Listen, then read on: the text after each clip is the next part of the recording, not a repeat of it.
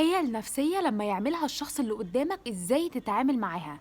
لما تلاقي شخص في كل مشكلة بيقلب الترابيزة عليك، يعني بيحط كل الغلط عليك حتى لو انت مش غلطان، سياسة قلب الترابيزة. الموضوع ده بيخلي ثقتك بنفسك تقل وثقتك بأفعالك تقل، بيحسسك ان انت محتاج تعتذر طول الوقت، بيحسسك ان مهما عملت اي حاجة هتكون الحاجة دي غلط. فالشخص ده بيبقى عمل حاجة اسمها اسقاط، يعني بيسقط الغلط من عليه وبيحطه عليك عشان يقنعك ان انت اللي غلطان وان هو ما بيغلطش، وفعلا بيقنعك بده. طب ازاي تتصرف معاه وما تدلهوش فرصة يعمل كده وتتفادى اللي هو بيعمله؟ بسهولة جدا، لما يجي يرمي الغلط عليك ويحاول يقنعك ويثبت لك بالمبررات ان انت اللي غلطان، ساعتها هترد عليه رد واحد بس هيخليه يلف حوالين نفسه، بانك هتقول له معلش انا عارف ان انت غلطت بس بتحاول تبرر، فما تقلقش انا ما عنديش مشكلة، بس خلي بالك عشان ما تكررش الغلط ده تاني. انت كده اكدت له ان هو مهما عمل ومهما حاول يقلب الترابيزة هيفضل في نظرك هو اللي غلطان، يعني الموضوع منتهي خلاص، وتعديت كمان المرحلة دي من زمان ودخلت في مرحلة انه انا مش زعلان ما تقلقش، يعني معنى كده ان انت بتثبت له اكتر ان الغلط من ناحيته هو. ولو زود في الموضوع وزود في الكلام،